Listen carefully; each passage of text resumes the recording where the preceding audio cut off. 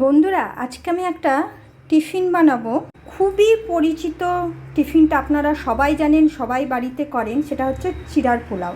তো এটা বানাবো একটু অন্য টাইপের বলতে কি, যে মশলা সেই মশলা, জাস্ট কয়েকটা মশলা এধার ওধার করা। তা আমি প্রথমে এই চিড়াটাকে ভালোভাবে ধুয়ে জল ঝরিয়ে 5 মিনিট মতন রেখে দিয়েছিলাম। তারপর যতটা পরিমাণ আপনার চিনি লাগবে পোলাওয়ের জন্য, সেই চিনিটা এর সঙ্গে মাখিয়ে দিচ্ছি। তাহলে পোলাওটা যখন তৈরি হয়ে যাবে তখন এটা গ্যাদা হবে না। তো এবার এখানে এটা ঘিতে রান্না হবে। এখানে ঘি দিয়ে দিয়েছি। তার মধ্যে আমি ফোড়ন দিব, একটা এলাচ, একটু দারচিনি আর কিছুটা হচ্ছে সাদা জিরা। জিরা, এলাচ আর দারচিনি আমার ভাজা ভাজা একটু হয়ে গেছিলো, 1 সেকেন্ডের জন্য একটু ভেজে নিয়েছিলাম।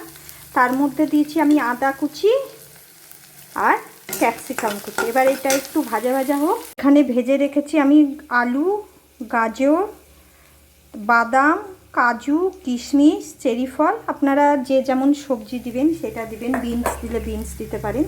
দেখুন এইগুলো একটু ভাজা ভাজা হয়ে গেছে। এর মধ্যে এবার অল্প পরিমাণে হলুদ দেবো, জাস্ট কালারের জন্য, একটু নাড়ি।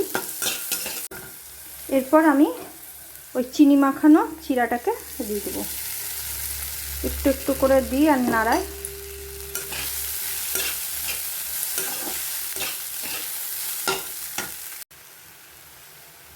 আমি সব চিড়াটা দিয়ে দিয়েছি।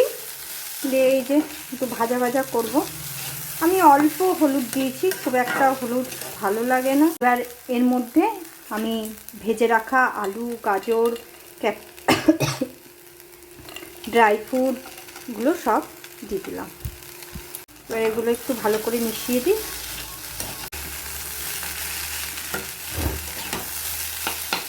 এবার এর মধ্যে আমি একটু স্বাদ মতন লবণ দিয়ে দেবো।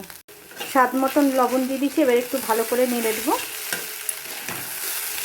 এরপরে এর মধ্যে দিয়ে দেবো একটু জায়ফল। এর মধ্যে দিয়ে দেবো এবার একটু গরম মশলা।